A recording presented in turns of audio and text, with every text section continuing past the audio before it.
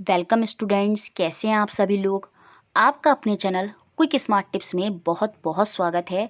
जैसा कि सबसे ज़्यादा डिमांड थी किसकी, मैराथन सेशन की, टॉपिक की, तो वही सीरीज़ अब हमारी शुरू होने वाली है जिसमें हम सारा एनसीईआरटी कवर करने वाले हैं सिर्फ 5 मैराथन सेशन में। तो बहुत ही टफ टास्क था मेरे लिए कि 6, 7, 8 की पूरी एनसीईआरटी को सिर्फ 5 मैराथन सेशन में कवर करना। और ये मेहनत मैंने सिर्फ इसलिए की है कि ताकि जो मेरे स्टूडेंट हैं वो सीटेट साइंस में 27 प्लस स्कोर करें। और इन सेशंस में हम सारा रिवीजन कर लेंगे टॉपिक्स का अच्छे से। और जिन बच्चों ने टॉपिक सीरीज़ अच्छे से नहीं देखी हैं वो मैराथन सेशन ज़रूर देखें और वो भी बहुत अच्छा स्कोर करने वाले हैं। पूरा रिवीजन हम इन मैराथन या जेमस्टोन सेशन में करेंगे। जेमस्टोन आपके लिए खजाना की तरह ही है जो आपको पूरी तरह से प्रिपेयर कर देगा, किसके लिए, सीटेट साइंस के लिए, ठीक है। और आपका काम क्या बनता है, इतनी मेहनत आपकी मैम ने की है तो लाइक, शेयर और सब्सक्राइब। शेयर सबसे ज़्यादा बनता है, व्यूज़ बहुत आने चाहिए इन वीडियोस पर, और वो काम भी आप लोग कर देंगे जब मैम आपकी इतनी मेहनत कर रही हैं, ठीक है। तो आज का जो सेशन है हमारा, जो मैराथन सेशन 1 है, इसमें हम कौन कौन से टॉपिक आज हम कवर करने वाले हैं तो आइए देखते हैं। सबसे पहले हम फूड, भोजन को कवर करेंगे। फिर उसके बाद लाइट एंड रिफ्लेक्शन, परावर्तन और जो प्रकाश है हम उसको कवर करेंगे। आफ्टर दैट हम मिरर, दर्पण को कवर करेंगे। इसी में हम मैग्नेट, चुंबक को कवर करेंगे। और इसी में हम इलेक्ट्रिसिटी और सर्किट, विद्युत और परिपथ और उसके प्रभाव, इफेक्ट, उसको भी कवर करेंगे। तो ये सारे टॉपिक आज के सेशन में हम कवर करने वाले हैं। तो आइए शुरू करते हैं अपनी क्लास। और जो हमारा सबसे पहला टॉपिक रहने वाला है वो है फूड, भोजन। 2 क्वेश्चन यहाँ से कभी कभी बन जाते हैं, एक तो बनना ही बनना है और 2 क्वेश्चन भी यहाँ से बन सकते हैं। तो सबसे पहले समझते हैं हम भोजन क्या होता है। जो हमारी बॉडी को पोषक तत्व चाहिए जिंदा रहने के लिए या कुछ भी कार्य करने के लिए, और वो पोषक तत्व हमें जिस सब्सटेंस से मिलते हैं, जिन पदार्थों से मिलते हैं, वही आपका क्या होते हैं, भोजन होते हैं, फूड होते हैं। The substance that give our body different type of nutrient, वही आपका फूड है। जो हमारे शरीर को भिन्न प्रकार प्रकार के पोषक तत्व देते हैं, वही सब्सटेंस, वही पदार्थ क्या कहलाते हैं, भोजन, फूड कहलाते हैं। और उनमें मुख्यतः क्या क्या होता है, कार्बोहाइड्रेट, प्रोटीन, फैट। और हमारी बॉडी को हर चीज़ अलग अलग प्रॉपर अमाउंट में चाहिए होती है, कार्बोहाइड्रेट भी, प्रोटीन भी, फैट भी। और इन्हीं के लिए हम अलग अलग सब्सटेंसेस को, पदार्थों को कंज्यूम करते हैं ताकि हमारी बॉडी की जो नीड है वो सेटिस्फाई हो सके। अब ये जो सब्सटेंस हैं, ये जो पदार्थ हैं, वो हमें कहाँ से मिलते हैं, तो जो फूड का हमारे जो सोर्सेज हैं, स्रोत हैं, वो क्या हैं, वो प्लांट और एनिमल हैं। सीधा सा क्वेश्चन सीटेट में बनता है कि सोर्सेज क्या होते हैं भोजन के, तो वो प्लांट और एनिमल ही होते हैं।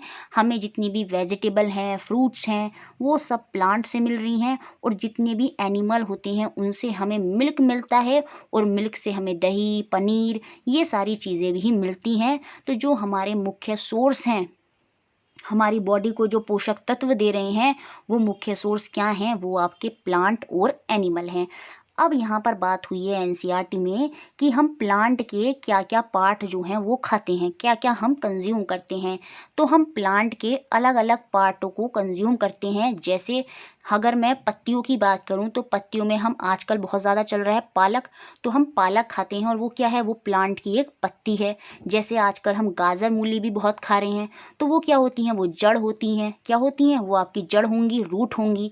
तना में हम हल्दी तो हमेशा यूज़ करते हैं, हमेशा प्याज खाते हैं, तो प्याज और हल्दी ये क्या है, ये तना है, ठीक है। और कुछ का हम फूल खाते हैं, और इस समय ठंड के समय जो आपकी फूल गोभी होती है, जो फ्लावर के अंदर आती है, किसके अंदर आती है, फूल के अंदर आती है, उसको भी आजकल हम काफ़ी खाते हैं। तो हम प्लांट के अलग अलग पार्ट खाते हैं। और यहाँ से क्वेश्चन बन जाता है कि हम किस प्लांट के थ्रू, कौन से पार्ट के माध्यम से क्या चीज़ खाते हैं। तो वो पूछ लेता है कि बताइए ये क्या है, ये तना है, ये जड़ है, या ये फूल है, या ये पत्ती है, ये कौन सा पार्ट है प्लांट का जो हम खा रहे हैं, ठीक है। तो वो अभी हम आगे देख लेंगे। मैंने पूरा लिख दिया है कि क्या कौन सा पार्ट होता है और किसको हम कंज्यूम करते हैं। अब देखिए यहाँ पर ये है कि जो चुकंदर होता है जिसे हम बीट रूट बोलते हैं, और जो पालक गाजर है, स्पिनच और कैरेट है, इनके हम दोनों चीज़ खाते हैं। देखो कुछ प्लांट के ऐसे पार्ट होते हैं जिनमें हम खाली एक पार्ट नहीं खाते, उनका बहुत सारे पार्ट खाते हैं। जैसे यहाँ पर लिखा है जो सीताफल है जिसको हम काशी फल बोलते हैं, उसके हम फलों को भी खाते हैं, फूलों को भी खाते हैं, और हम उसके जो काशी फल होता है ना, उसके फूलों को भी खाया जाता है, सब्जी बनाकर खाया जाता है। बाकी उसके फल को तो खाते ही खाते हैं, सीताफल को तो हम खाते ही खाते हैं, ले जो जिसे हम क्या बोलते हैं, कद्दू बोलते हैं, उस कद्दू को तो हम खाते ही खाते हैं, साथ में हम उसके फूलों को भी खाते हैं। तो ऐसे बहुत से प्लांट हैं जिनके हम एक सब्सटेंस नहीं खाते, उनके हम बहुत से पार्टों को खाते हैं। तो यहाँ पर बोला है जो चुकंदर है, पालक है, गाजर है, इन सब की हम क्या खाते हैं, हम इन सब के तने भी खाते हैं, और साथ में हम इन सब की पत्तियां भी खाते हैं, लीव्स भी खाते हैं। और ऐसे ही यहाँ पर एग्जाम्पल दिया है, और ये एग्जाम में पूछा भी गया था। तो याद रखिए ऐसा कौन सा प्लांट है जिसके हम फूलों को खा रहे हैं, तो वहाँ पर याद था, ऑप्शन था सीताफल, काशी फल। ये जो काशी फल होता है इसमें हम इसका जो काशी फल है वो तो खाते ही खाते हैं, लेकिन जो इनके फूल होते हैं उनकी भी सब्जियां बनाकर खाई जाती हैं। बाकी जो कैबेज है, ब्रोकली है, ये सब किस में आती हैं, जो आपकी फूल गोभी वगैरह हो गई, ये सब आपके फ्लावर में आते हैं, फूल के अंदर आते हैं।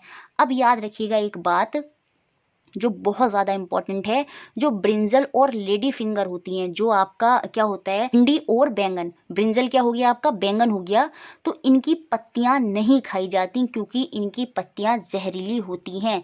तो ऑप्शन में क्वेश्चन कैसे बना के दे देगा कि बताइए निम्नलिखित में से हम किसकी पत्तियों को नहीं खाते, तो एक ऑप्शन में दे देगा बीट रूट, एक में दे देगा स्पेनिच, और एक में दे देगा कैरेट, और चौथे ऑप्शन में दे देगा लेडी फिंगर। तो वहाँ पर आप टिक कर देंगे, जो भिंडी लेडी फिंगर है उसकी पत्तियों को हम नहीं खाते, same as it is brinjal की पत्तियां जो होती हैं, बैंगन की पत्तियां होती हैं, उनको भी नहीं खाया जाता, वो भी नॉट इटेबल हैं।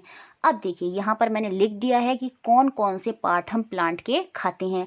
Plant root as a food, जिसकी हम क्या खाते हैं, जड़ें खाती हैं, वो कौन कौन से होते हैं हमारे, गाजर, मूली, चुकंदर, शकरकंद, शलजम, carrot, radish, beet root, sweet potato. याद रखिए स्वीट पोटैटो है ना, और जो टर्निप है, जो आपका शलजम है, स्वीट पोटैटो इस टाइम में बहुत आता है ना, और मेरे को काफ़ी पसंद भी है, तो हम उसको खाते हैं एज अ फूड। और वो क्या होता है हमारा, वो रूट की तरह होता है, वो जड़ की तरह होते हैं। और किन प्लांटों की हम स्टेम को खाते हैं, तो हम प्याज, प्याज क्या है, एक स्टेम है, एक तना है। पटैटो, आलू क्या है, वो भी एक तना है। जिंजर, अदरक, अदरक क्या है, वो भी हमारा क्या है, वो भी एक तना है।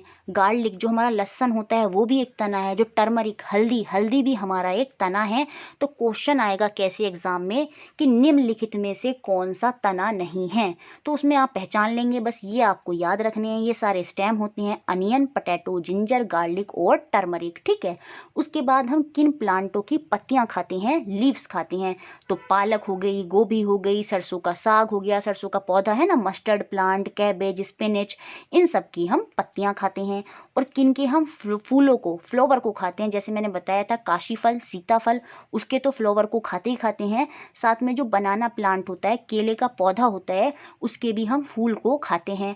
पंपकिन जो हमारा कद्दू यहाँ पर आ गया, इसका काशी फल जिसको बोलते हैं, सीताफल, तो उसका भी हम क्या खाते हैं बच्चों, फूल खाते हैं। सेम ऐसे ही सनफ्लावर, सूरजमुखी के फूलों को भी खाया जाता है, जैस्मीन, चमेली के फूलों को भी खाया जाता है। तो जिनको हम खाते हैं फ्लावर की तरह, वो भी मैंने सारे आपके लिख दिए हैं। और ये चारों के चारों बहुत ज़्यादा इंपॉर्टेंट है, जो क्वेश्चन सीटेट में बनता है वो यहाँ से ही बन जाता है कि कौन सा तना है, कौन सी पत्ती है, कौन सा फ्लावर है।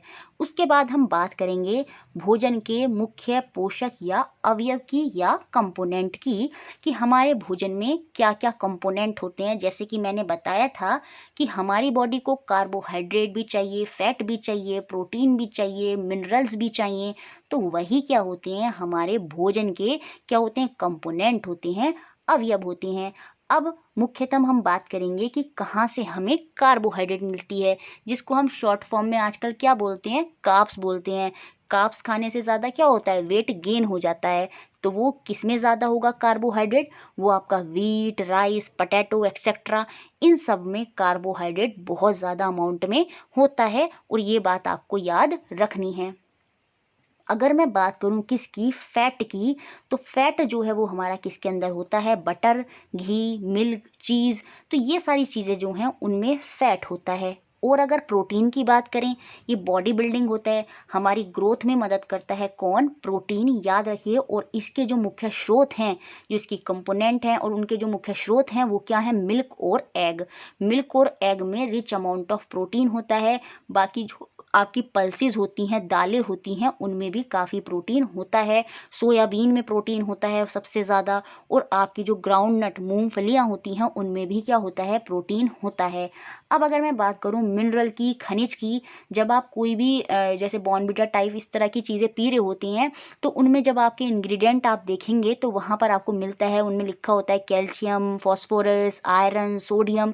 तो ये सब मिनरल हैं और ये भी हमारी बॉडी को चाहिए होते हैं प्रॉपर फंक्शनिंग के लिए। तो कैल्शियम, फास्फोरस, आयरन, सोडियम, ये सब की रिक्वायरमेंट होती है हमारी बॉडी को और इनको ही हम क्या बोलते हैं? मिनरल बोलते हैं। ठीक है। एक नेक्स्ट इम्पोर्टेंट बात जो आपको याद रखनी है फूड टॉपिक में वो ये कि we get more energy from fat than carbohydrate. हमें कार्बोहाइड्रेट की मात्रा में जो फैट होते हैं, जो वसा होते हैं, उनसे ज़्यादा ऊर्जा मिलती है, ज़्यादा एनर्जी मिलती है।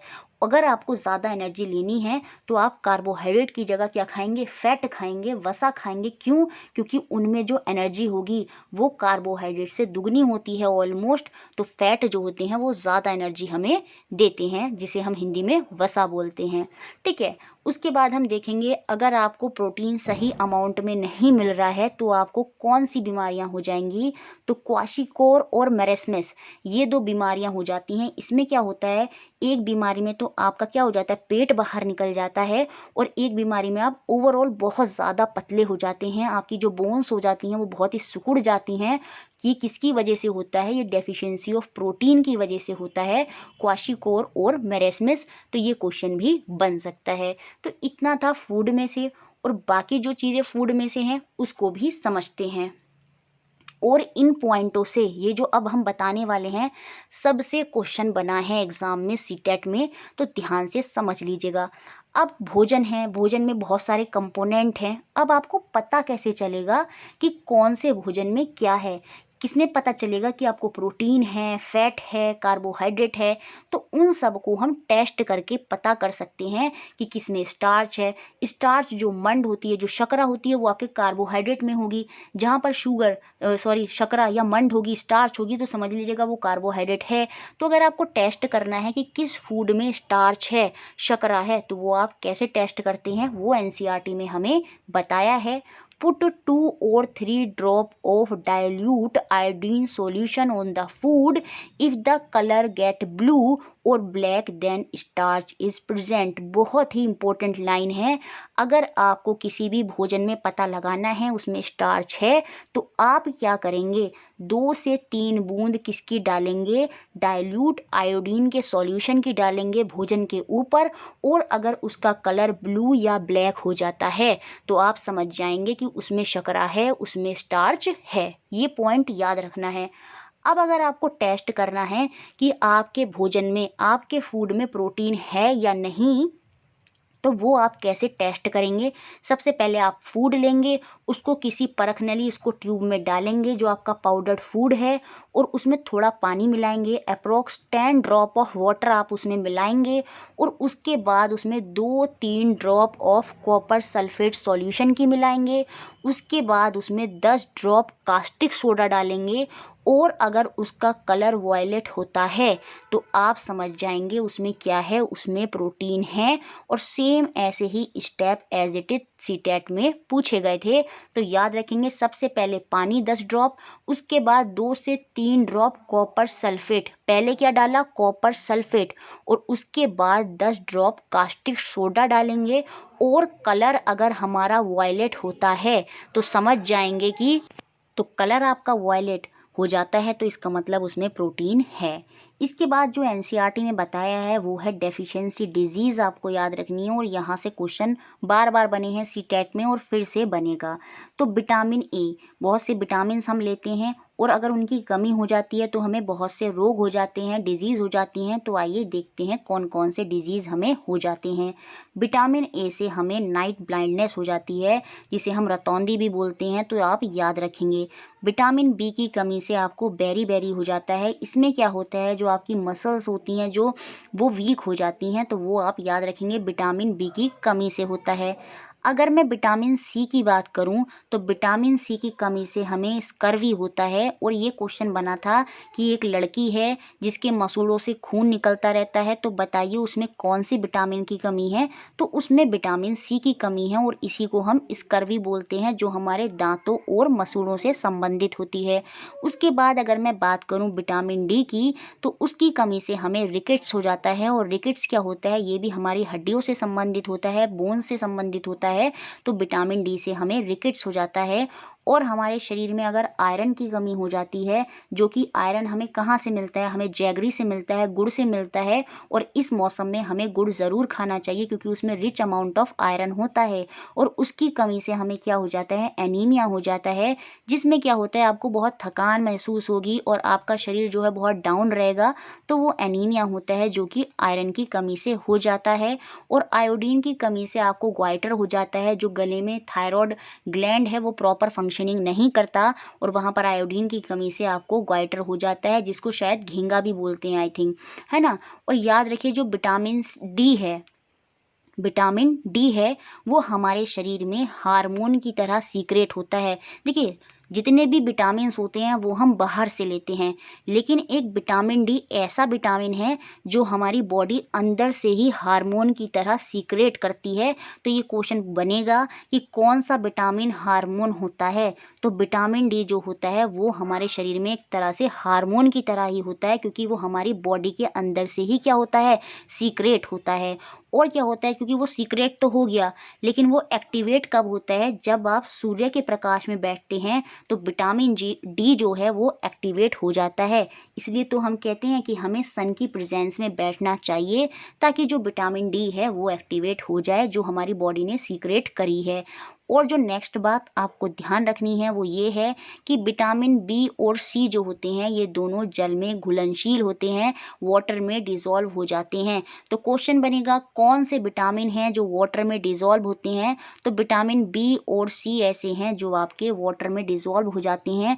बाकी कोई भी विटामिन जो है वो आपका वाटर में डिज़ोल्व नहीं होता, वो सब वसा में, फैट में डिज़ोल्व होते हैं। अगर मैं बात करूं चावल, अगर आप चावलों को लगातार धोते हैं, ठीक है, आप राइस को लगातार रिपीटेडली धोते चले जाएंगे, तो उससे कौन सा विटामिन लॉस्ट हो जाता है, तो वहाँ से विटामिन बी1 जो है वो लॉस्ट हो जाता है। इसके बाद लास्ट में जो हम बात करेंगे वो हम बात करेंगे किसकी, रफेज की।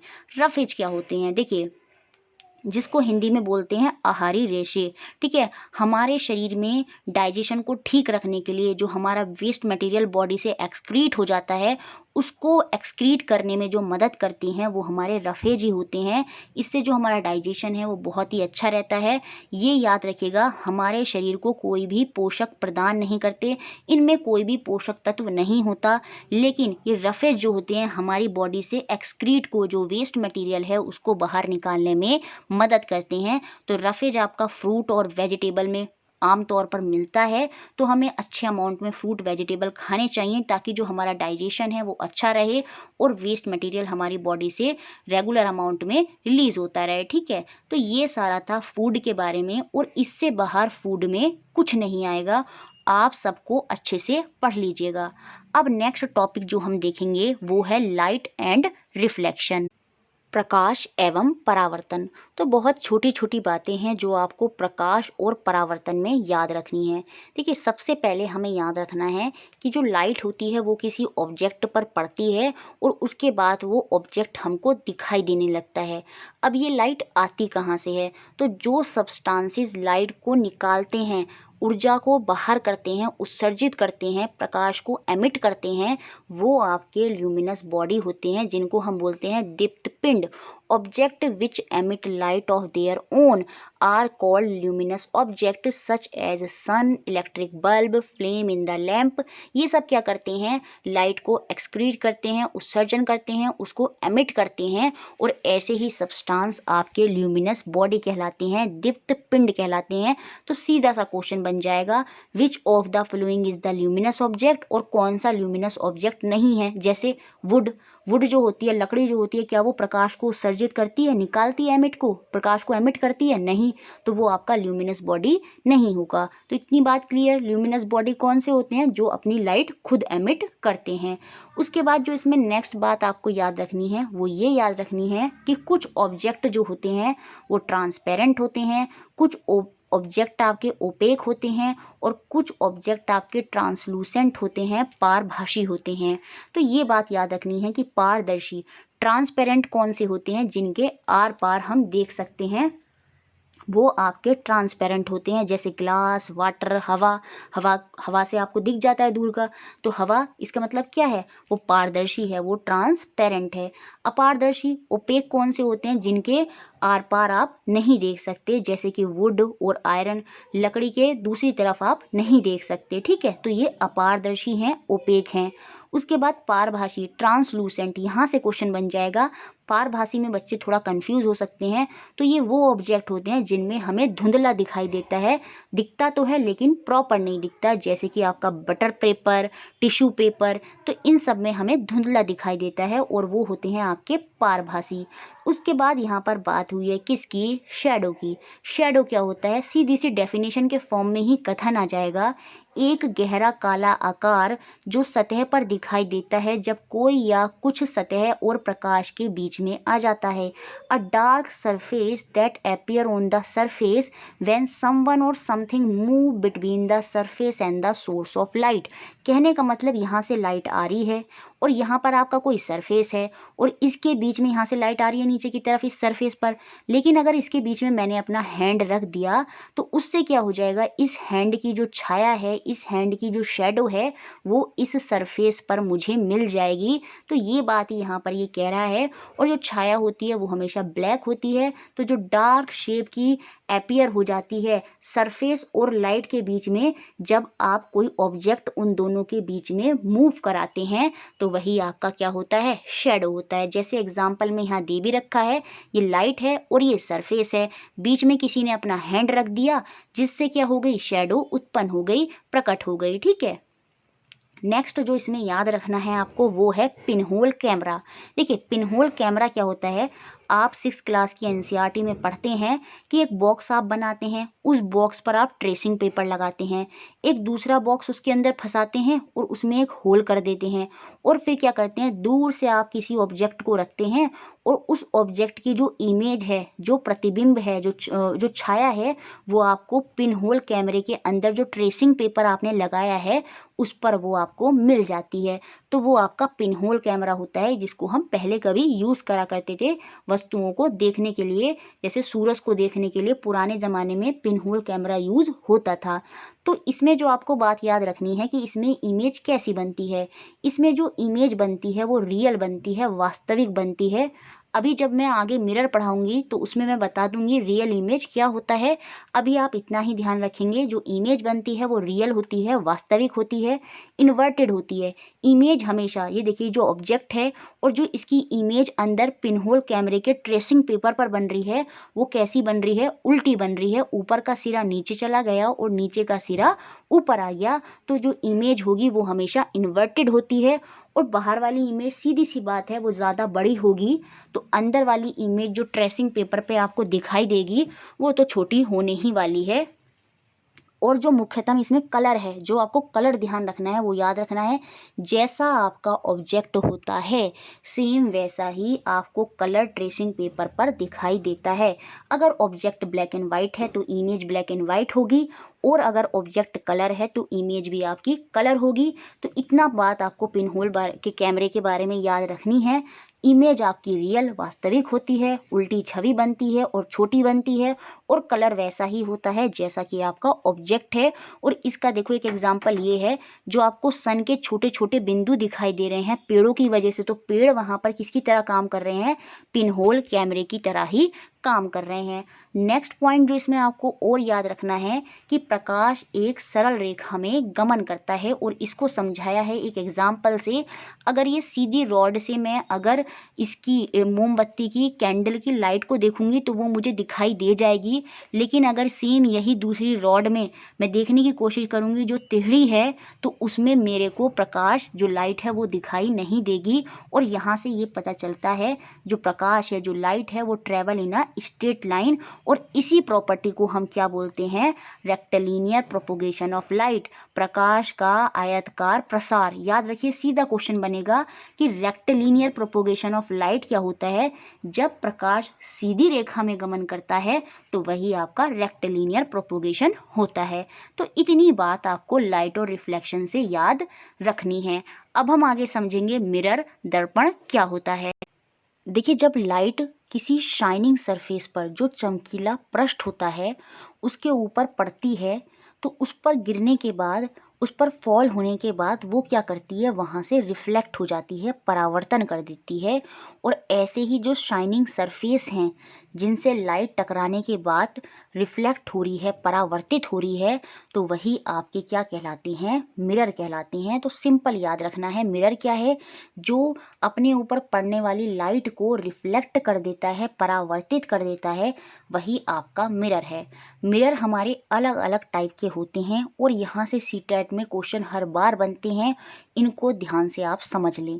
सबसे पहले प्लेन मिरर, जिसको हम समतल दर्पण बोलते हैं। जो मिरर फ्लैट सरफेस का होता है वही मिरर आपका प्लेन मिरर होता है। जैसे आपने देखा ही होगा, जिस मिरर में आप अपना फेस देखते हैं वो मिरर जो होता है वो फ्लैट होता है, और वो आपका प्लेन मिरर होता है। अब उसमें जो इमेज है, प्रतिबिंब है, वो कैसा बनता है, ये बहुत इंपॉर्टेंट है। सीटेट में यहाँ से क्वेश्चन बना है तो इसको ध्यान रखना है। तो जो इमेज बनती है वो आपकी हमेशा वर्चुअल होती है, आभासी होती है। तो आप समझेंगे कि रियल और वर्चुअल इमेज क्या है। देखिए, जो आभासी इमेज है, can not formed on the screen. कहने का मतलब, जब मैं अपनी फ़ोटो मिरर में देख रही हूँ तो क्या मुझे मेरी फ़ोटो दीवार पर दिखाई दे जाएगी? नहीं, वो इमेज जो प्रतिबिंब बन रहा है वो मेरा मिरर पर ही बन रहा है। तो वो इमेज जिनको हम किसी और अदर सरफेस पर प्राप्त नहीं कर सकते वो आपकी वर्चुअल होती हैं, आभासी होती हैं। और जिनको हम किसी अदर सरफेस पर प्राप्त कर सकते हैं, जैसे हम उसमें कर सकते हैं, क्या कहते हैं, आपका जो प्रोजेक्टर होता है, तो वो आपके रियल होते हैं, जो अपने अंदर से लाइट को पास करा देते हैं, वो आपके रियल इमेज होगी। और उस इमेज को आप किसी अदर स्क्रीन पर प्राप्त कर सकते हैं। लेकिन जो आभासी है, जो वर्चुअल है, उसको आप किसी अदर स्क्रीन पर प्राप्त नहीं कर सकते। सेम ऐसे ही प्लेन मिरर में होता है, आपको अपनी जो इमेज है वो मिरर के पीछे रिफ्लेक्ट होने के बाद ही दिखाई देती है, तो वो वर्चुअल होती है, वो आभासी होती है, वो किसी और स्क्रीन पर दिखाई नहीं देती।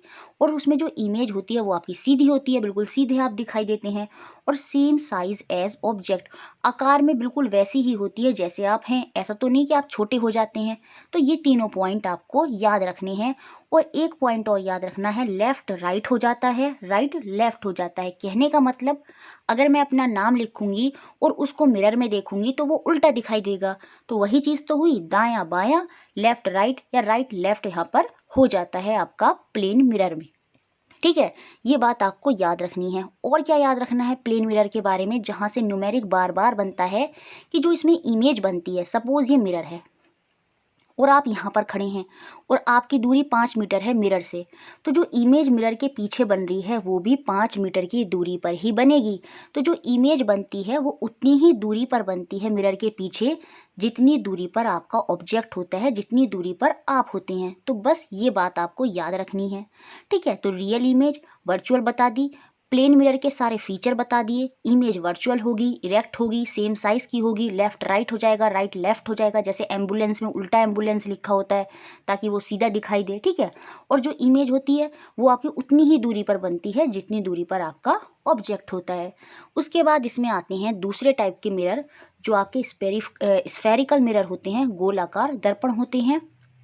और इन दर्पण से ही हम लेंस को भी समझ लेंगे, ठीक है। कैसे? क्योंकि सेम इसी तरह से वो भी काम करते हैं। देखिए कॉनकेव जो मिरर होता है सेम उसी की तरह जो काम करेगा वो करेगा कॉन्वेक्स लेंस। अब जो जो फीचर मैं अवतल दर्पण के बताऊंगी सेम वही फीचर किसके होंगे? उत्तल लेंस के होंगे। समझ रहे हैं आप? जो काम कॉनकेव करता है सेम वैसा ही काम कॉन्वेक्स करता है कौन? लेंस, ठीक है। तो आइए समझते हैं कॉनकेव और कॉन्वेक्स मिरर क्या है और उसी के माध्यम से आप लेंस भी समझ लेंगे क्योंकि उनका उल्टा काम कौन करेंगे? वो लेंस करेंगे। देखिए ये क्वेश्चन सीटेट में बन सकता है कि चम्मच का जो भीतरी पृष्ठ होता है वो क्या होता है? वो तो आपका कॉनकेव मिरर होता है। ये बात आपको याद ही करनी है कि चम्मच का जो इनर सरफेस है वो आपका कॉनकेव होता है और इसमें जो बाहर का सरफेस होता है वो पॉलिश्ड होगा, ठीक है। सेम ऐसे ही जो चम्मच का बाहरी पृष्ठ होता है, जो बाहरी सरफेस होता है वो आपका उत्तल होता है और इसमें जो अंदर का सरफेस है वो पॉलिश्ड होता है। तो ये बात आपको याद रखनी है मिरर में कि जो चम्मच का अंदर वाला सिरा है वो तो क्या है? आपका कॉनकेव मिरर है और जो चम्मच का बाहर वाला सिरा है वो क्या है? आपका कॉन्वेक्स मिरर है। अब हम देखते हैं किस तरह की इमेज इन दोनों मिरर में बनती हैं। अगर मैं कॉनकेव मिरर की बात करूं, अवतल दर्पण की बात करूं, तो इसमें जो इमेज है देखिए वो कैसे बनती है। ये सपोज आपका मिरर है। जब मैं मिरर की थोड़ी दूरी पर हूँ तो यहाँ पर जो इमेज बनेगी वो आपकी इन्वर्टेड और लार्ज बनेगी। कैसी बनेगी? इन्वर्टेड मतलब उल्टी बनेगी और लार्ज मतलब बड़ी बनेगी, ठीक है। लेकिन जब मैं मिरर के बहुत ज़्यादा पास आ जाऊँगी तो उस केस में जो मेरी इमेज बनेगी वो कैसी बनेगी? वो सीधी बनेगी, इरेक्ट हो जाएगी। जो अभी इमेज मेरी उल्टी थी वो अब सीधी हो गई। कब? जब मैं मिरर के बहुत ज़्यादा पास आ गई। और जो इमेज मेरी लार्ज थी अब वो लार्ज नहीं रही, वो बहुत ज़्यादा लार्ज हो गई, एनलार्ज हो गई, बहुत बड़ी हो जाएगी, मैग्नीफाइड हो जाएगी जब मैं मिरर के बहुत ज़्यादा पास आ जाऊंगी, ठीक है। अब मैं मिरर से काफ़ी दूर चली जाऊंगी तो उस केस में जो मेरी इमेज बनेगी वो कैसी बनेगी? फिर से मेरी इमेज जो है वो उल्टी बनने लगेगी, इन्वर्टेड बनने लगेगी। और जो मेरी इमेज अभी तक बड़ी थी या बहुत ज़्यादा बड़ी थी वो इमेज अब मेरी छोटी हो जाएगी। और जो इमेज बहुत पास जाने पर कैसी बनेगी? वर्चुअल बनेगी, आभासी बनेगी, याद रखिएगा। तो जब मैं दूर जाऊंगी तो उस केस में जो मेरी इमेज बनेगी वो कैसी बनेगी? रियल बनेगी, वास्तविक बनेगी। तो हमने कॉनकेव मिरर में ये देखा बहुत ज़्यादा पास आने पर इमेज क्या हो रही है? आपकी बड़ी, बहुत बड़ी हो रही है। दूर जाने पर इमेज छोटी हो रही है। बहुत ज़्यादा पास आने पर इमेज आपकी सीधी हो जाती है, दूर जाने पर इमेज आपकी उल्टी हो जाती है। बहुत ज़्यादा पास आने पर जो इमेज है वो आपकी आभासी होती है और दूर जाने पे जो इमेज होती है वो आपकी रियल होती है। तो ये सारे फीचर कौन शो करता है? आपका कॉनकेव मिरर करता है। और सेम ऐसे ही फीचर आपके कौन शो करेगा? कॉन्वेक्स लेंस करेगा। जो काम अवतल दर्पण कर रहा है सेम काम वही उत्तल लेंस करेगा। ये बात आपको याद रखनी है। तो अब अगर कॉन्वेक्स लेंस के बारे में पूछा जाए तो वो भी यही प्रॉपर्टी शो करेगा जो आपका कॉनकेव मिरर शो कर रहा है, ठीक है।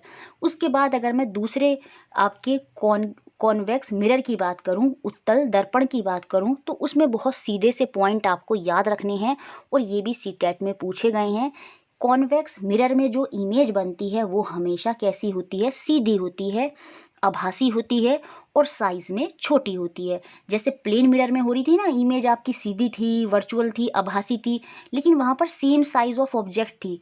लेकिन इसमें जो इमेज बन रही है वो कैसी बन रही है? वो छोटी हो गई है, स्मॉल हो गई है। तो सेम वैसा ही काम आपका कौन करेगा? यहाँ पर कॉनकेव लेंस करेगा। जैसे कॉन्वेक्स मिरर काम कर रहा है वैसे उल्टा काम कौन करेगा? कॉनकेव लेंस करेगा, ठीक है। तो आइए अब लेंस को देखते हैं। लेंस के बारे में समझने के लिए ये पॉइंट आपको याद रखना बहुत ही ज़रूरी है। जो बीच से जो लेंस बीच में से मोटे होते हैं वो आपके उत्तल लेंस होते हैं, कॉन्वेक्स लेंस होते हैं। जो किनारों की जगह बीच से पतले होते हैं वो आपके अवतल लेंस होते हैं, कॉनकेव होते हैं। याद रखिएगा, जो किनारों की जगह बीच से मोटे होंगे वो आपके कॉन्वेक्स लेंस होते हैं, उत्तल लेंस होते हैं। और जो बीच में से पतले होंगे वो आपके अवतल लेंस होंगे, कॉनकेव लेंस होंगे। ठीक है, इंग्लिश में भी ये लिखा है, thicker in the middle than the edge are convex और those are thinner in the middle are concave lens. अब लेंस और मिरर में क्या अंतर होता है? मिरर तो लाइट को रिफ्लेक्ट कर देता है, लेकिन जो लेंस होते हैं वो ट्रांसपेरेंट होते हैं और उनके अंदर से जो लाइट हो जाती है वो पास थ्रू कर जाती है, वो लाइट को अपने अंदर से पास करा देती हैं। ठीक है, एक चीज़ और आपको याद रखनी है, जो कॉन्वेक्स लेंस होता है वो क्या करता है, वो आपका कन्वर्जिंग लेंस होता है। उसमें जो इमेज आ रही है वो आकर फोकस पर, एक पॉइंट पर आकर केंद्रित हो जाएगी, तो वो आपके कन्वर्जिंग लेंस होते हैं। जो कॉन्वेक्स लेंस है, याद रखिएगा, वो आपके कन्वर्जिंग लेंस है, फोकस पॉइंट पर आकर आपकी इमेज जो है एक बिंदु पर आ जाती है। लेकिन जो कॉनकेव लेंस हैं वो आपके क्या होते हैं, डाइवर्जिंग होते हैं। उनमें जो इमेज है वो क्या हो जाती है, डाइवर्ज हो जाती है। तो याद रखिएगा, कॉन्वेक्स जो होते हैं वो कन्वर्जिंग होते हैं और कॉनकेव जो होते हैं वो डाइवर्जिंग होते हैं। याद रखिएगा, कॉन्वेक्स जो बीच में से मोटे हैं वो किसी पॉइंट पर मिला देंगे और जो बीच में से पतले हैं वो उसको डाइवर्ज कर देंगे, दूर कर देंगे। और बाकी जो इमेज बनेगी वो सेम वैसे ही बनती है जैसे मिरर में होगी। जो काम कॉन्वेक्स मिरर करेगा वही काम आपका कॉनकेव लेंस करेगा। और आप देख लीजिएगा, यहाँ पर भी प्रतिबिंब आपका सीधा होगा, इरेक्ट होगा, इमेज आपकी वर्चुअल होगी और स्मॉल होगी आपकी साइज में। और सेम वैसे ही यहाँ पर हम कॉन्वेक्स लेंस की भी बात करें तो उसमें भी जो इमेज बनेगी वो वैसी ही बनेगी जैसी आपकी कॉनकेव मिरर में हमने पढ़ी थी कि पास आने पर बड़ी, बहुत बड़ी, वर्चुअल, दूर जाने पर उल्टी हो गई थी और हमारी रियल हो गई थी। तो सेम वही काम आपका कॉन्वेक्स लेंस में होता है। तो मिरर आपको अगर पता है तो सेम उनकी उल्टे काम कौन करते हैं, आपके लेंस करते हैं। ठीक है, अब एक क्वेश्चन आता है, जो हमारी आँख होती है उसके पीछे जो हमारी आँखों में नेचुरल लेंस आता है वो कौन सा लेंस होता है? तो वो आपका उत्तल लेंस होता है, कॉन्वेक्स लेंस होता है, जो किसी पॉइंट पर जाकर फोकस पॉइंट पर एक बिंदु इमेज का बना देता है। ठीक है, वो कन्वर्जिंग लेंस होते हैं। ठीक है, उसके बाद जो डॉक्टर होते हैं वो कॉन्वेक्स लेंस को ही यूज़ करते हैं। क्यों? क्योंकि जो कॉन्वेक्स लेंस होते हैं वो बिल्कुल मिरर की, कॉनकेव मिरर की तरह काम करते हैं और उनमें जब हम बहुत ज़्यादा पास जाते हैं तो जो हमारी इमेज है, आपने देखा होगा, बहुत बड़ी हो जाती है और रियल भी दिखाई वर्चुअल होती है और साथ में बहुत बड़ी हो जाती है और सीधी दिखाई देती है। तो जो डॉक्टर होते हैं वो कॉन्वेक्स लेंस का ही यूज़ करते हैं। क्यों? क्योंकि जब वो बहुत ज़्यादा पास जाते हैं तो उनको जो प्रॉब्लम होती है वो बड़ी दिखाई दे जाती है वहाँ पर। ठीक है, बाकी जो कॉन्वेक्स लेंस है, जब आपको दूर दृष्टि रोग होता है, दूर दृष्टि रोग जिसको हम फार साइटेडनेस बोलते हैं, इसमें क्या होता है, आपको दूर का तो दिखाई देता है लेकिन पास का दिखाई नहीं देता। इसमें जो पर्सन है उसको फार फार अवे दिखाई देता है लेकिन नियर का दिखाई नहीं देता। उसी को हम दूर दृष्टि रोग बोलते हैं। और इसमें जो लेंस यूज़ होता है, याद रखिएगा, वो कॉन्वेक्स लेंस ही होता है। अगर मैं बात करूँ कॉनकेव लेंस की, अवतल लेंस की, जो सेम वैसा ही काम करते हैं जो आपका कॉन्वेक्स मिरर करते हैं। इमेज वर्चुअल होती है, आभासी होती है, छोटी होती है और इरेक्ट होती है। ठीक है, तो ये मायोपिया, निकट दृष्टि दोष में कौन से लेंस का प्रयोग होता है? आपका याद रखिएगा, कॉनकेव लेंस का प्रयोग होता है। इसमें व्यक्ति को पास का दिखाई देता है निकट दृष्टि दोष में, लेकिन दूर का दिखाई नहीं देता और इसमें हम कॉनकेव लेंस को यूज़ करते हैं। तो ये सारे पॉइंट थे जो आपको याद रखने थे, किसके बारे में, मिरर के बारे में। और आप स्नैपशॉट खींच लीजिएगा और पीडीएफ तो मैं आपको टेलीग्राम पर इनकी दे दूंगी, तो आपको वहाँ से ये आसानी से मिल जाएंगे और आप इनको लर्न भी कर सकते हैं। ठीक है, अब जो नेक्स्ट टॉपिक इसमें हम पढ़ेंगे वो है मैग्नेट। देखिए, मैग्नेट में हमें बहुत छोटे छोटे पॉइंट देखने हैं और यहाँ से क्वेश्चन बन जाता है, इंपॉर्टेंट है, ध्यान रखना है। सबसे पहले देखते हैं कि मैग्नेट होता क्या है। The substance in which have iron attracting properties, वही मैग्नेट होते हैं जिनमें अपने और लोहे को आकर्षित करने के गुण होते हैं। वही आपकी चुंबक होती है, मैग्नेट होती है, जो आयरन जैसे सब्सटेंस को अपनी तरफ अट्रैक्ट कर सकती है, तो वही आपका मैग्नेट होगा। और मैग्नेट में अगर मैं बात करूं तो दो तरह के सब्सटेंस यहाँ पर मटेरियल हमें देखने को मिलते हैं। एक होते हैं आपके चुंबकीय पदार्थ और एक होते हैं आपके अचुंबकीय पदार्थ। कहने का मतलब वो मटेरियल, वो सब्सटेंस जो मैग्नेट की तरफ अट्रैक्ट होते हैं वो आपके मैग्नेटिक मटेरियल हैं, और जो मैग्नेट से अट्रैक्ट नहीं होते वो आपके नॉन मैग्नेटिक मटेरियल हैं। अगर मैं चुंबकीय पदार्थ की बात करूं तो उसमें तीन ही आते हैं और तीनों के नाम आपको रटे होने चाहिए, आयरन, निकल और कोबाल्ट। आयरन, निकल और कोबाल्ट के पास अगर आप मैग्नेट को लाएंगे तो वो क्या होगा, मैग्नेट की तरफ अट्रैक्ट हो जाएंगे। तो इसलिए वो क्या है, वो मैग्नेटिक मटेरियल हैं जो मैग्नेट से अट्रैक्ट हो रहे हैं, आयरन, निकल और कोबाल्ट। अचुंबकीय पदार्थ की बात करूं जैसे वुड और प्लास्टिक, तो क्या ये मैग्नेट से अट्रैक्ट होंगे? नहीं, तो ये आपके अचुंबकीय पदार्थ हैं। अब जो नेक्स्ट पॉइंट आपको याद रखना है, ये तो आपको पता ही होगा, जो सेम पोल होते हैं, मैग्नेट होती है उसमें दो पोल होते हैं, एक आपका नॉर्थ पोल होता है और एक आपका साउथ पोल होता है। तो जो नॉर्थ और नॉर्थ पोल हैं वो तो अट्रैक्ट नहीं करते, वो क्या करते हैं, वो रिपेल करते हैं, वो प्रतिकर्षण करते हैं, एक दूसरे के दूर जाते हैं। सेम ऐसे ही साउथ पोल भी क्या करेंगे, रिपेल करेंगे, प्रतिकर्षण करेंगे, एक दूसरे के दूर जाएंगे। लेकिन जो अपोजिट पोल होते हैं जैसे इसका साउथ और इसका नॉर्थ, ये क्या करेंगे, एक दूसरे को अट्रैक्ट करेंगे। तो दो मैग्नेट के जो अपोजिट पोल होते हैं वो क्या करते हैं, वो एक दूसरे को अट्रैक्ट करते हैं, आकर्षित करते हैं। लेकिन जो सेम पोल होते हैं जैसे इसमें साउथ साउथ दे रखा है, तो वो क्या करेंगे, वो रिपेल करेंगे, वो प्रतिकर्षण करेंगे। ठीक है। उसके बाद देखिए मैग्नेट में क्या दिया है कि अगर आप मैग्नेट को बीट करते हैं या उसको जलाते हैं, if a magnet is heated और बीटन विद अ हैमर, तो वो अपनी प्रॉपर्टी को खो देती है, या फिर उसको बहुत ऊंचाई से फेंका जाता है, ड्रॉप्ड फ्रॉम द हाइट, तो जो मैग्नेट है वो अपनी प्रॉपर्टी को खो देगी, अपने गुणों को खो देगी, और फिर वो आयरन को, निकल को और कोबाल्ट को अट्रैक्ट नहीं कर पाएगी।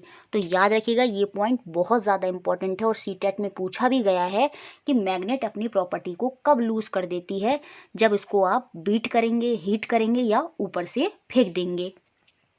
अब मैग्नेट को बचाने के लिए कि वो अपनी प्रॉपर्टी को ना खोए, तो हम क्या करते हैं, in order to secure the rod magnet a symmetrical pole of their joint must be place close together. कहने का मतलब है अगर आप चाहते हैं कि मैग्नेट खराब ना हो, तो मैग्नेट के जो दूसरे पॉइंट होते हैं जैसे नॉर्थ और साउथ, उनको एक साथ रखना चाहिए, या फिर दो मैग्नेट के बीच में एक वुड रख देना चाहिए।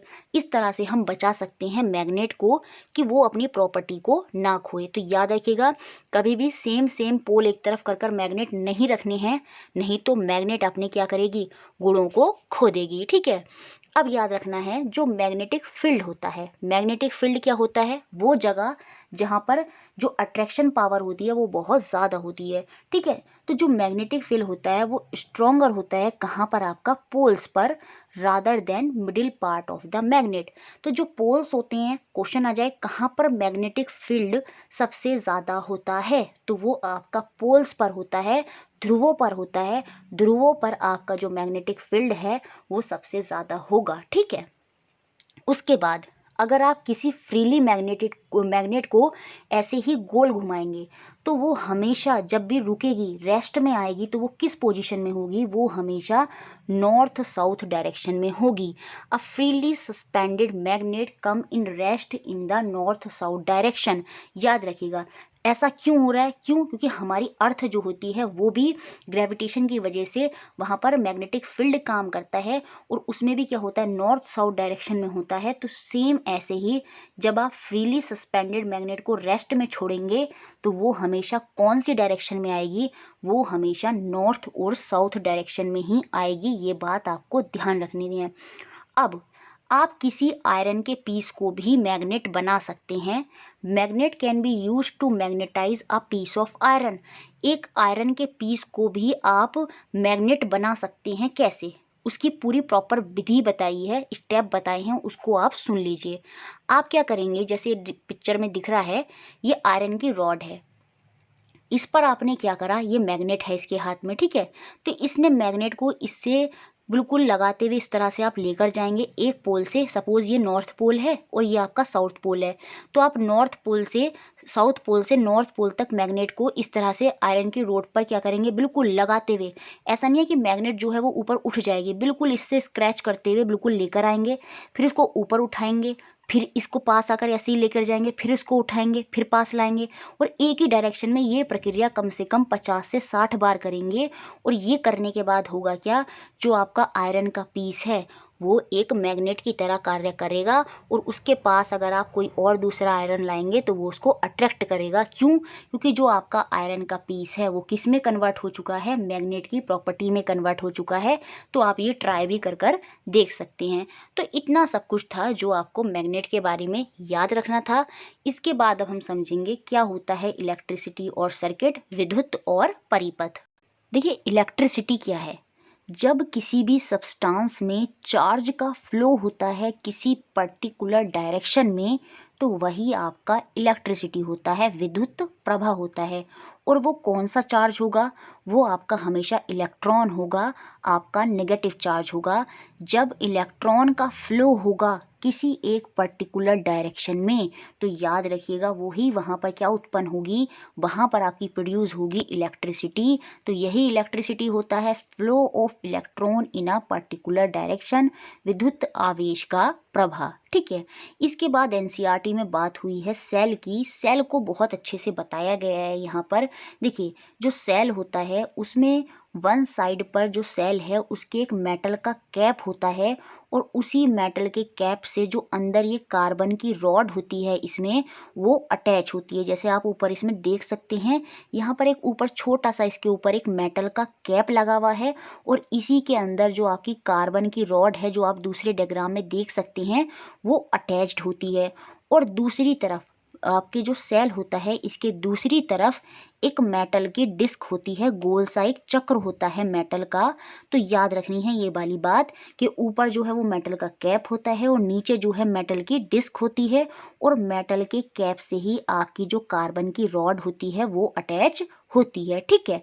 अब देखिए, जो इलेक्ट्रिक सेल है उसमें जो धातु की टोपी है, जैसे ये जो मेटल का कैप है, ये ऊपर वाली जो साइड होती है ये पॉजिटिव टर्मिनल होता है, और जहाँ पर आपका क्या था, मेटल की डिस्क थी, तो वो वाली साइड आपकी ऋणात्मक होती है, नेगेटिव टर्मिनल होता है। तो याद रखना है, मेटल कैप वाला जो साइड होता है वो विद्युत सेल में, इलेक्ट्रिक सेल में पॉजिटिव टर्मिनल की तरह कार्य करता है, और जो ये डिस्क वाली साइड है वो आपकी नेगेटिव ऋणात्मक टर्मिनल की तरह कार्य करती है।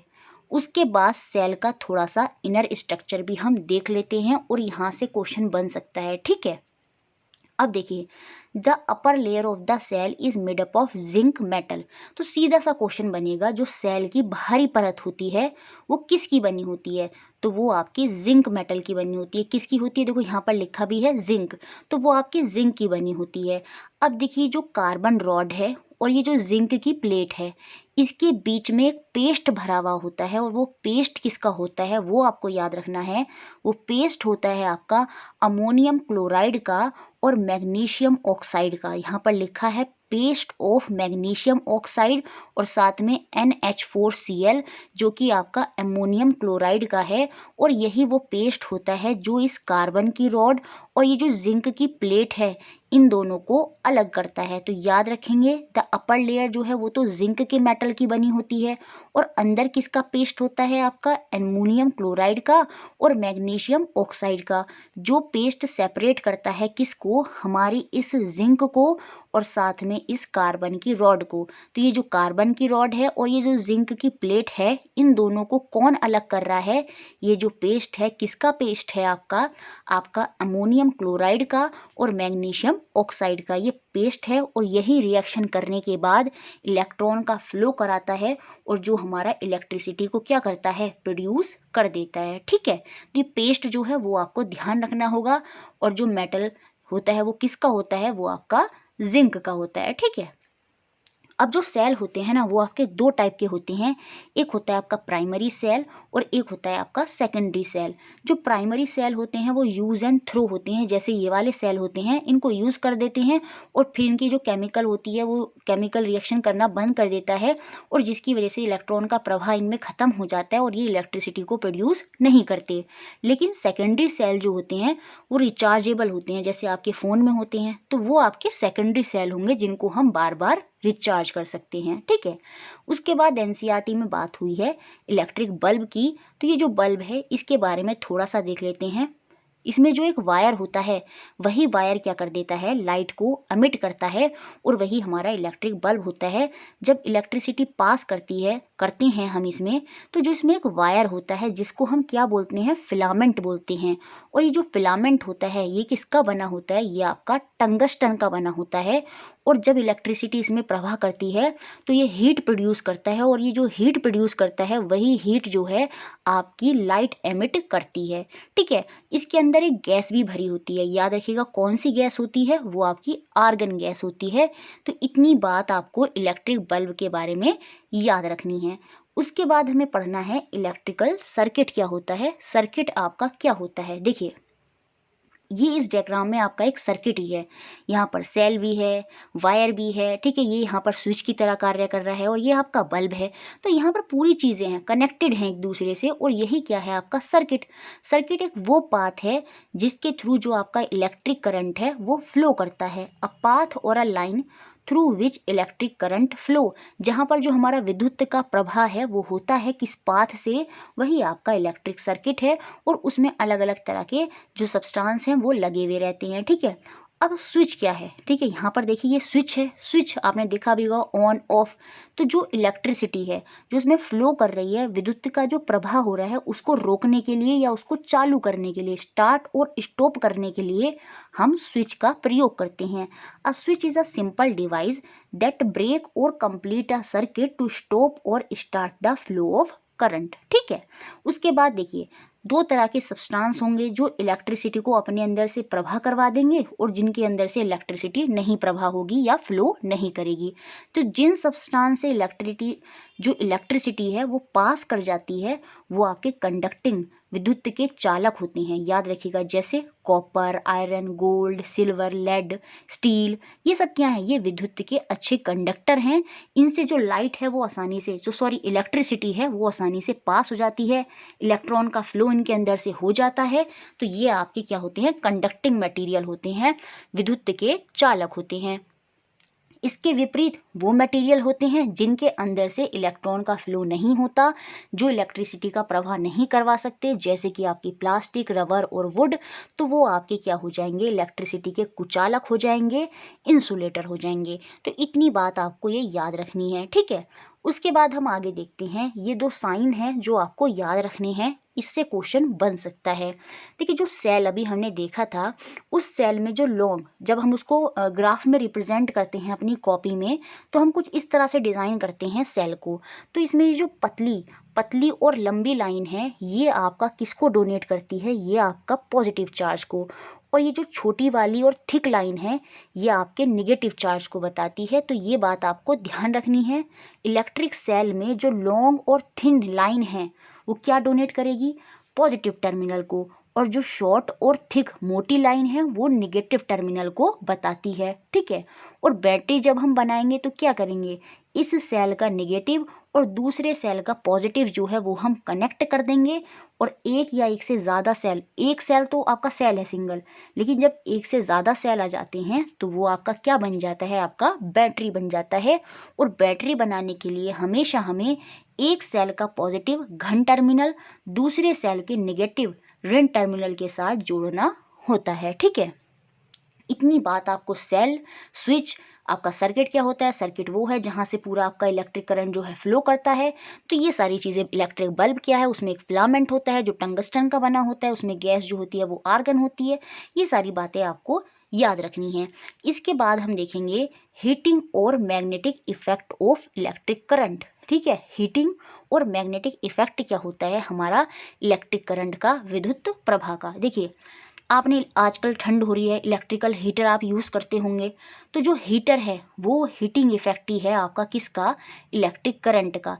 जब आप करंट को पास कराते हैं, ठीक है, किसी वायर से, और वो वायर आपका हीट करना शुरू कर देता है, उसमें से हीट, ऊष्मा निकलती है, तो वही आपका heating effect of electric current कहलाता है। क्यों, क्योंकि वो जो हीट प्रोड्यूस हो रही है वो किसकी वजह से हो रही है, वो उस इलेक्ट्रिसिटी की वजह से प्रोड्यूस हो रही है जो उसमें जा रही है, उस वायर में जा रही है, जिसकी वजह से वो हीट प्रोड्यूस हो रही है। तो वही आपका हीटिंग इफेक्ट होगा।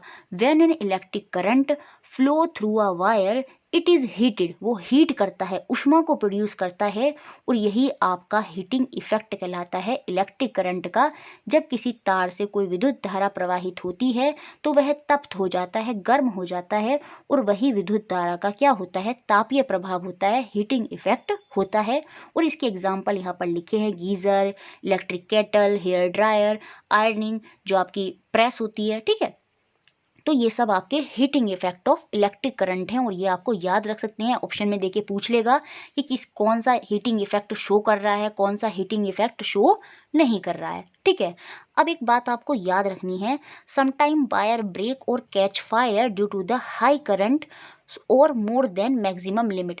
तो याद रखिए, करंट की कोई मिनिमम लिमिट नहीं होती, लेकिन करंट की एक मैक्सिमम लिमिट है जो एक पर्टिकुलर वायर उसको एक्सेप्ट कर सकता है, करता है। और उससे ज़्यादा करंट अगर उस वायर को दिया जाता है तो वायर क्या हो जाता है, वो टूट जाता है। जैसे आपने बल्ब में देखा होगा, जो बल्ब होते हैं वो फ्यूज़ हो जाते हैं। क्यों? क्योंकि जो टंगस्टन का वायर है वो ब्रेक हो जाता है। क्यों? क्योंकि उसमें इतनी ज़्यादा अमाउंट की इलेक्ट्रिसिटी आप दे देते हैं कि वो उसको सहन नहीं कर पाता और वो ब्रेक हो जाता है, ठीक है। तो करंट की एक मैक्सिमम लिमिट होती है, लेकिन कोई मिनिमम लिमिट नहीं होती। आप कितने भी मिनिमम अमाउंट का करंट जो है किसी एक सब्सटेंस से पास करा सकते हैं, वो अलग बात है कि वो जलेगा या नहीं जलेगा, लेकिन एक मिनिमम लिमिट कोई नहीं है, लेकिन मैक्सिमम लिमिट है। अगर उससे ज़्यादा करंट हुआ तो जो आपका सर्किट है वो ब्रेक हो जाएगा और आपकी जो इलेक्ट्रिसिटी है वो वहाँ पर ख़त्म हो जाएगी, ठीक है।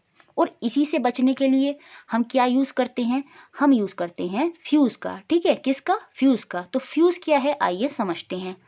एक सेफ्टी डिवाइस है that provide protection against electric circuit damage and possible fire.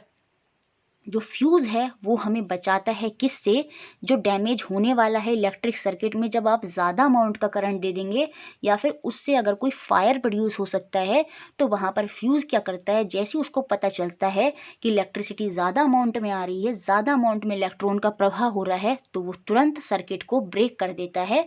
तो वो आपका फ्यूज़ होता है।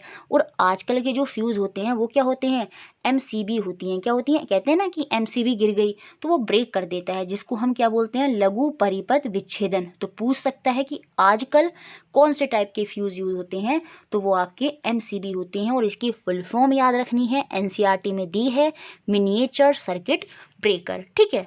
उसके बाद हम देखते हैं क्या लिखा है, जो हीट प्रोड्यूस होती है किसी भी वायर में। अभी जो हीटिंग इफेक्ट में हमने देखा था, जो हीट प्रोड्यूस हुई थी किसी भी वायर में, वो डिपेंड करती है किस पर, आपके मेटल पर। देखिए कैसे, जैसे कोई मेटल है आपका कॉपर का, कोई है आपका आयरन का, तो इनका हीटिंग इफेक्ट क्या होगा, सबका अलग अलग होगा। तो सीधी सी बात है, वो किस पर डिपेंड करेगी, मेटल पर, उसकी लेंथ पर। जितनी ज़्यादा लेंथ होगी वायर की उतनी ही ज़्यादा हीट होगी, नहीं होगी? तो लेंथ पर भी डिपेंड करती है, उसकी थिकनेस पर भी डिपेंड करती है, उसकी मोटाई पर। मोटा वायर होगा या पतला वायर, जितना मोटा वायर होगा वो ज़्यादा हीट करेगा, क्योंकि वहाँ जो इलेक्ट्रॉन है ना वो रुक जाएंगे, जिसकी वजह से वो ज़्यादा हीट प्रोड्यूस करेंगे, ठीक है। तो ये सारी चीज़ें डिपेंड करती है हीट का जो वायर है वो किस पर डिपेंड करेगा, याद रखना, मेटल पर, लेंथ पर और थिकनेस पर, उसकी मोटाई पर, ठीक है। अब देखिए, जो आपने हीटिंग इफेक्ट देखा, सेम ऐसे ही एक होता है magnetic effect of electric current, विद्युत चुंबकीय प्रभाव। उसमें क्या होता है, जो आपका वायर होता है वो मैग्नेट की तरह बिहेव करने लगता है। उसके पास अगर आप आयरन या कोई निडल लेकर आएंगे तो वो उसको अट्रैक्ट करेगा। The wire sometime behave like a magnet when electric current is flowing. और यही आपका magnetic effect of electric current कहलाता है। और ये आप देख सकते हैं कब, आप एक तार लें, ठीक है, ये आपने कील ली एक, ठीक है, और इसके ऊपर एक कॉपर का वायर जो है आपने ऐसे कॉइल बनाकर उसके ऊपर लपेट दिया, और उसमें आपने जब इलेक्ट्रिसिटी सेल लगाकर और ये स्विच लगाकर आपने उसको फ्लो करवाई, पूरा एक सर्किट आपने बना लिया, तो आप इसमें देखेंगे ये जो आपकी कील थी, इसके पास जब आप छोटी छोटी नेल्स लेकर आएंगे तो ये जो कील है, इन छोटी छोटी ये जो स्क्रू जो है ये छोटी छोटी नेल्स जो हैं उनको अपनी तरफ अट्रैक्ट करेगा। तो इसका मतलब ये वायर किसकी तरह बिहेव कर रहा है, ये वायर मैग्नेट की तरह बिहेव कर रहा है। और ये कब बिहेव कर रहा है, जब इलेक्ट्रिसिटी इसके थ्रू पास हो रही है। और इसका एक बहुत ही शानदार एग्जाम्पल है, वो है मैग्नेटिक बेल। और इनके बारे में डिटेल में मैंने टॉपिक सीरीज में पढ़ाया है, तो वो बहुत ज़्यादा ध्यान नहीं रखना है। बस मैग्नेटिक इफेक्ट क्या होता है वो मैंने आपको बता दिया। और मैग्नेटिक बैल में ये ऐसा होता है, जो आपके अंदर घर में बैल बजती हैं ना, उनमें यही होता है, मैग्नेटिक इफेक्ट होता है। वो बार बार उसको अपने पास अट्रैक्ट करती हैं, जिससे बैल जो होती है उसमें डिंग डोंग की आवाज़ आती है। और जैसे ही मैग्नेटिक इफेक्ट ख़त्म होता है तो जो बैल है वो पीछे की तरफ चली जाती है। तो इस तरह की कुछ उसमें स्ट्रक्चरिंग होती है जो आपकी मैग्नेटिक इफेक्ट पर कार्य करती है। तो जब हम किसी भी वायर को, कॉपर के वायर को या किसी वायर को जिसमें से इलेक्ट्रिसिटी फ्लो हो जाती है, उसको फोल्ड करते हैं, उसकी कॉइल बनाते हैं, तो वो किसकी तरह बिहेव करने लगता है, वो मैग्नेट की तरह बिहेव करने लगता है। और यहाँ पर भी ये बताया है कि इसके अंदर जो निडल रखी है और जब ये वायर उसके ऊपर लिपेटा गया है और जब करंट का इस सर्किट को यहाँ पर जो स्विच लगा है इसको जोड़ दिया, तो आप देखेंगे ये जो निडल है इसके अंदर, जो आपकी मैच स्टिक के अंदर निडल है, वो हिलने लगेगी। तो ये आपका मैग्नेटिक इफेक्ट होता है। इसके बाद अब हम देखेंगे कि विद्युत धारा का रासायनिक प्रभाव क्या होता है, केमिकल इफेक्ट क्या होता है। जब हम किसी लिक्विड में से इलेक्ट्रिक करंट को पास कराएंगे तो वहाँ पर हमें कुछ केमिकल रिएक्शन देखने को मिलेंगी, और वो केमिकल रिएक्शन जो इलेक्ट्रिसिटी की वजह से हो रही हैं, वही आपका विद्युत धारा का रासायनिक प्रभाव होता है, chemical effect of electric current होता है। उसको समझने से पहले यहाँ पर एक छोटी सी चीज़ आप समझ लीजिएगा कि डायोड क्या होता है। देखिए डायोड क्या होता है, we use diode instead of bulb for weak current. जब हमारा करंट जो है बहुत वीक होता है तो उसमें हम इलेक्ट्रिसिटी की पता करने के लिए किसका यूज़ करते हैं, डायोड का।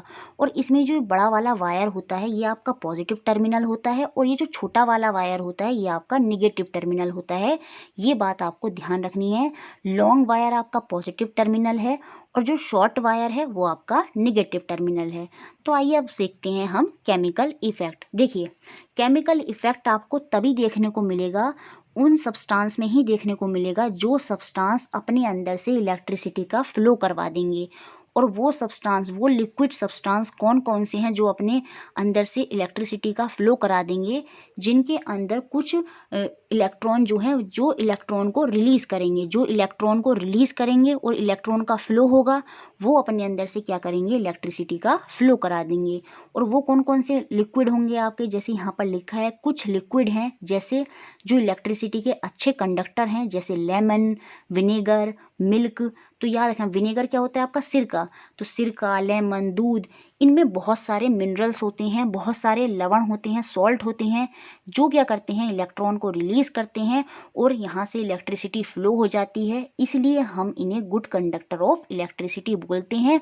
और इनमें हमें बहुत सारी केमिकल रिएक्शन देखने को मिल सकती हैं। क्यों? क्योंकि ये इलेक्ट्रिसिटी को अपने अंदर से फ्लो करा देती हैं। जबकि जो हनी और वेजिटेबल ऑयल होता है ये अपने अंदर से इलेक्ट्रिसिटी को फ्लो नहीं कराते, क्योंकि ये बहुत गाढ़े होते हैं और इनमें से इलेक्ट्रॉन का फ्लो आसानी से नहीं होता। तो ये आपके, हम ये नहीं कहेंगे कि यहाँ से इलेक्ट्रिसिटी नहीं जा सकती है कुछ स्पेशल कंडीशन में, लेकिन ये बैड कंडक्टर होते हैं, पुअर कंडक्टर होते हैं हमारा इलेक्ट्रिसिटी का। अब ऐसे ही ये समझना है, और इस पॉइंट से तो पता नहीं कितनी बार सीटेट में क्वेश्चन बना है कि जो नॉर्मल वाटर होता है, जैसे हमारा टैप वाटर, वो आपका गुड कंडक्टर होता है इलेक्ट्रिसिटी का। लेकिन जो डिस्टिल्ड वाटर है, जो आसुत जल होता है जिसमें कोई भी मिनरल्स नहीं होते, वो आपका बैड कंडक्टर होता है। तो क्वेश्चन सीटेट में बहुत बार इस तरह से आता है, which of the following liquid is a good conductor of electricity या फिर बैड कंडक्टर ऑफ इलेक्ट्रिसिटी। तो ऑप्शन दे देगा लेमन, विनेगर, मिल्क, और एक ऑप्शन दे देगा आपको डिस्टिल्ड वाटर। तो डिस्टिल्ड वाटर ही यहाँ पर बैड कंडक्टर हो जाएगा। सेम ऐसी हनी भी आपका बैड कंडक्टर होगा, वेजिटेबल ऑयल भी आपका बैड कंडक्टर होगा। तो ये आप याद रखिएगा, ठीक है। नॉर्मल वाटर तो आपका गुड कंडक्टर है, लेकिन जिस वाटर में कोई भी मिनरल्स नहीं है वो आपका बैड कंडक्टर होगा। सेम ऐसी आपको याद रखना है, जो एयर होती है, जो हवा होती है, वो भी आपका बैड कंडक्टर होती है इलेक्ट्रिसिटी का, ठीक है। ये सारी बातें आपको याद रखनी है। इसके बाद हम देखेंगे ये जो केमिकल इफेक्ट है, ये हमें, इसकी वजह से हमें क्या देखने को मिलता है, हमें एक प्रोसेस देखने को मिलता है जिसको हम बोलते हैं इलेक्ट्रोप्लेटिंग। क्या होता है electroplating? The process of electrically depositing a desire metal layer on a substance is called electroplating. कहने का मतलब, समझ लेते हैं इसको एग्जाम्पल से। सपोज ये साइकिल है और मुझे साइकिल को चमकाना है, तो मैं इस साइकिल पर जो मेटल है, सपोज ये साइकिल लोहे की बनी हुई है, और इसको शाइनी बनाने के लिए मैं क्या करूँगी, इसके ऊपर इलेक्ट्रिसिटी या फिर इसको किसी ऐसे सब्सटेंस के अंदर मैं डालूँगी और वहाँ पर केमिकल रिएक्शन होगी, और उस केमिकल रिएक्शन से होगा क्या, जो सब्सटेंस जिस लिक्विड में क्रोमियम है तो वो क्रोमियम जो है इस आयरन की साइकिल के ऊपर आकर निक्षेपित हो जाएगा, इसके ऊपर आकर लेयर जो है उसकी क्रोमियम की वो डिपॉजिट हो जाएगी, और वो क्या करेगी, वो साइकिल को शाइनी बना देगी, चमका देगी। तो लोहे के ऊपर हमने क्या करा, क्रोमियम की कोटिंग कर दी, और यही जो कोटिंग करना होता है वो क्या कहलाता है, आपका इलेक्ट्रोप्लेटिंग कहलाता है। और ये हमने इलेक्ट्रिसिटी के माध्यम से करी, इसलिए ये इलेक्ट्रोप्लेटिंग है।